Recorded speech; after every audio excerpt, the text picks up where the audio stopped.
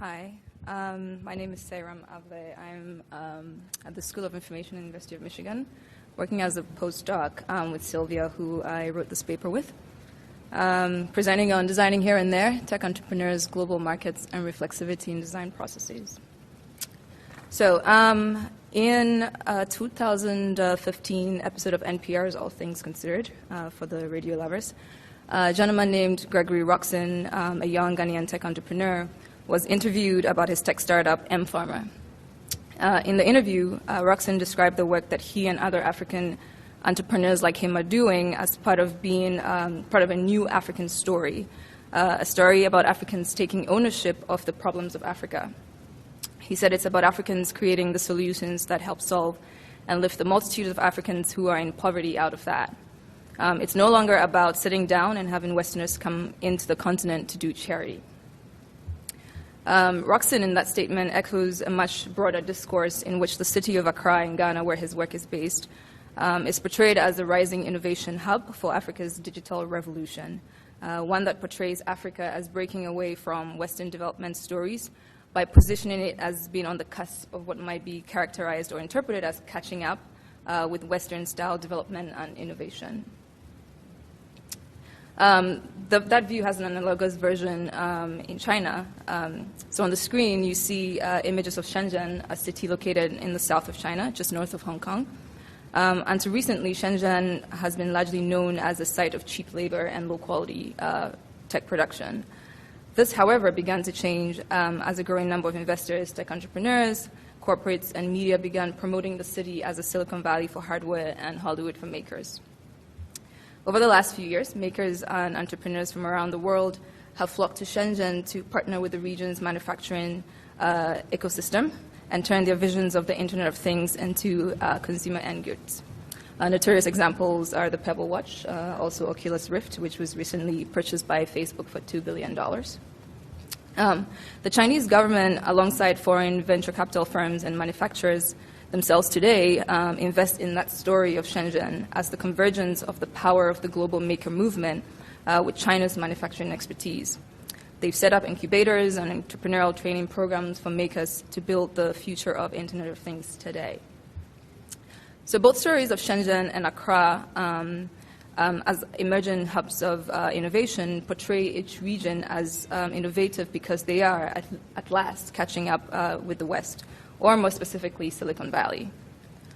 To a large extent, perceptions of good design still hinge on the assumption that proper design, the kind of design that might render it as a scientific endeavor, necessarily has to be divorced from cultural processes, economic aspirations, and individual or collective reputation.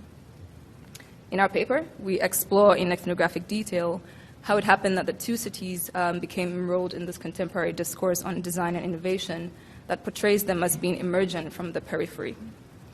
Secondly, we show the ways in which both the idea of design and the practice of design, so design and designing, unfolded through and hand in hand with national aspirations of global belonging and intervening in Western-centric origin stories.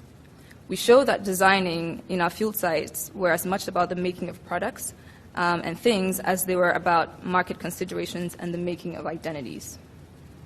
We did this by drawing on long-term ethnographic work in Accra, 3 years, and 5 years in Shenzhen, standard participant observations, interviews. We also looked at local media, international media, and how they were portraying innovation in these two cities. So I'll take you back to an event in 2015, the annual Intel Developers Forum that took place in Shenzhen in April 2015. There, the Intel CEO Brian Krzanich, also known as BK, announced a strategic alliance between Intel and one of its biggest competitors in China, the semiconductor company Rockchip. The partnership between Intel and Rockchip should, according to BK, guarantee continuous leadership in establishing spaces such as the PC and the tablet markets, but more importantly, help firmly anchor Intel as the core platform for the next era of computing.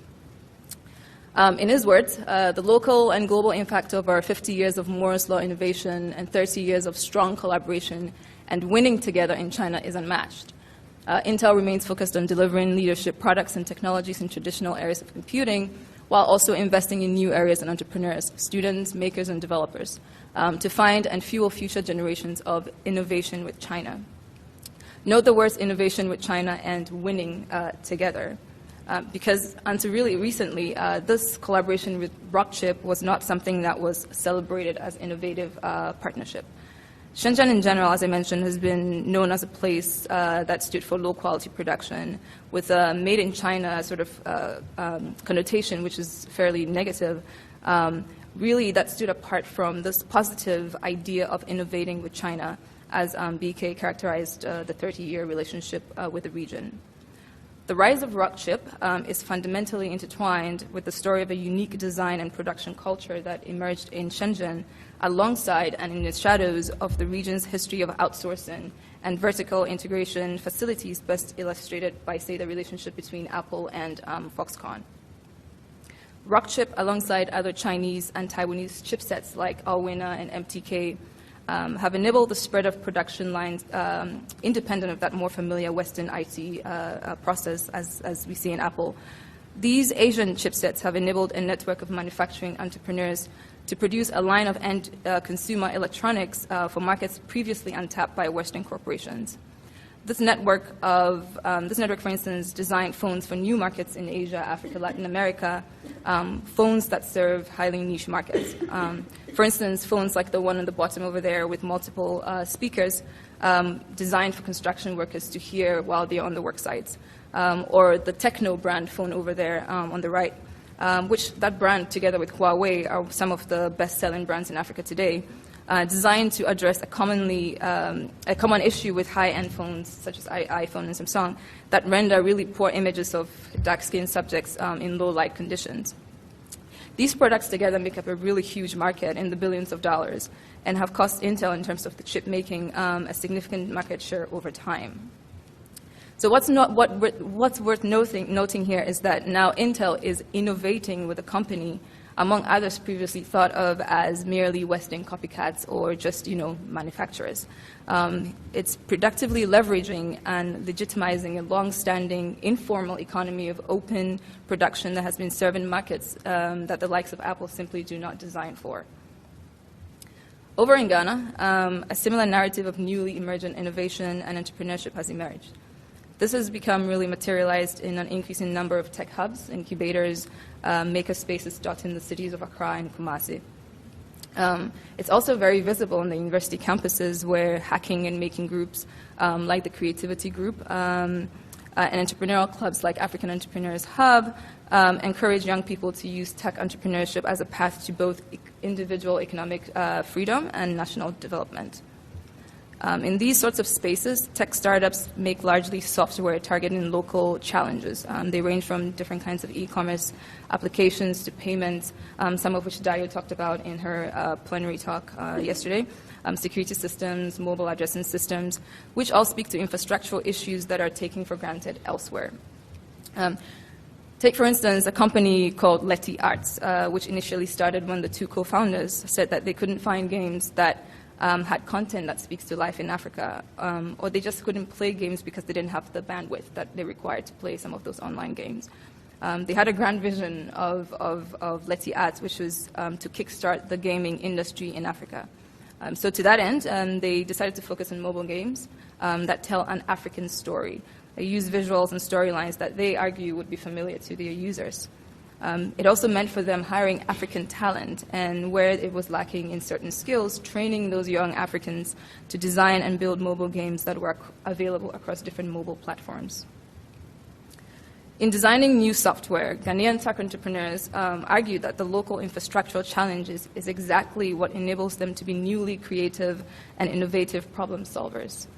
The way that market considerations figured in their design work constituted both a negotiation of self and place within the center-periphery narrative of innovation, and really a pragmatic proactiveness in designing technological products. To articulate how they sort of locate themselves in this broader narrative is a quote by the CEO of a company called Dream Mobile, who was in the previous image, saying, raising funds in Ghana for the kinds of things that we do is like squeezing water out of a rock. People doing similar things in other countries seem to find it easy to raise funds, but in our part of the world, it's quite tough. here emphasizing difference, but also laying claim to similarities in innovative practices. In both our sites in Accra and in Shenzhen, we found many articulations that challenged the notion that the West was the supposed center of contemporary design and innovation, while also productively leveraging that discourse on innovation at the periphery for their entrepreneurial practice. Indeed, the history and culture of Shenzhen itself presents some sort of material challenge to establish notions of innovation. In both cities, the production of artifacts, market considerations, and ideologies were fundamentally tied together, and they simultaneously fed into and resisted what counts as innovation and design. In some ways, the challenges faced made them perhaps more innovative and challenging and adaptive than the Western firms. So in general, there are two key takeaways from the work. First, our interlocutors responded to the ways in which Accra and Shenzhen have become enrolled in this broader imaginary of tech innovation relative to the West. Both Accra and Shenzhen technologists were continuously negotiating but simultaneously feeding into but resisting Western understandings of what counts as technological innovation and design. Secondly, they raise questions about what counts as good design and, crucially, who gets to say so. In the case of Shenzhen, we showed in the paper how a homegrown production economy developed alongside the better-known vertically integrated manufacturing contract model patronized by HP, Apple, IBM, and so on. This production is rarely thought of as proper design because it functions in many ways differently from approaches such as human-centered design or design thinking that are portrayed as systematic and globally applicable through the language of universality attached to them. With this deeply situated design practice, for instance, in the phones that we showed earlier, Shenzhen's design practices sit somewhat uncomfortably with perceived notions of what counts as good design and designing.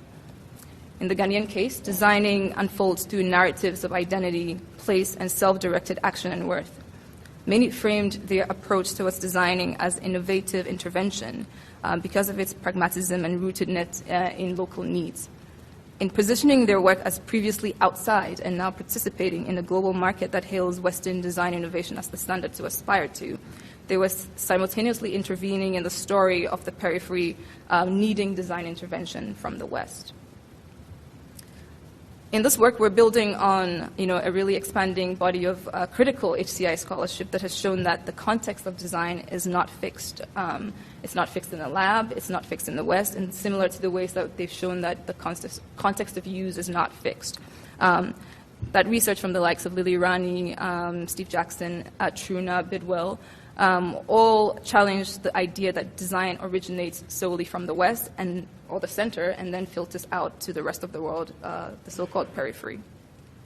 Still, as we can see from the cases, that center-periphery narrative still shapes broader discourse on innovation.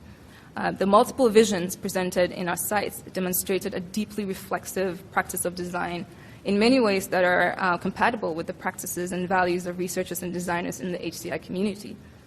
In reflecting on their practices, our interlocutors pointed to the importance of global perceptions and market considerations as part of the cultural work that accompanies the material and aesthetic design choices that they made.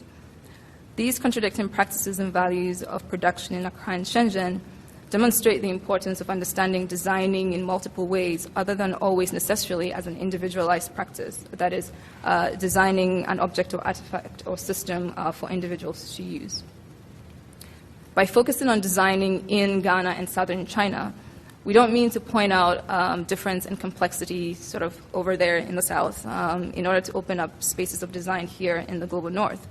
On the contrary, we're challenging these very frames. Our goal is to probe the ways that HCI thinks about design, how we may perhaps unwittingly contribute to existing exclusionary and often Western-centric frames in our design and research practice. We expand here from that prior work in HCI that has urged a reflexive and culturally situated approach towards design. Our focus here in particular is to intervene in how HCI construes what counts as good design and where it is located. So a reflexive study of design for us then demands that beyond keeping our own biases in mind, we should also work towards including practices and sites that are typically overlooked and least likely to be celebrated as sites of innovation and design. We would like to thank the NSF, ProQuest, School of Information, Intel, the Center for Chinese Studies at the University of Michigan for supporting this work over the few years that we've done it. Thank you.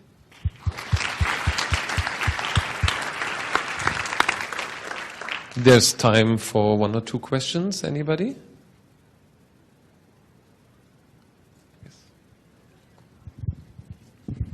I suppose. My name is Daniel. I come from University of West London in the UK, but I'm actually doing my work at Namibia University of Science and Technology in Namibia. My question is about the languages in which literature comes to us. You're exposing something that particularly I had no clue about, but the made in China is pretty obvious, I think. But at the same time, I suppose we should also contemplate, and that is my question to you, literature in other language, from Hindi to Spanish, French, I don't know, many other literatures that are out there.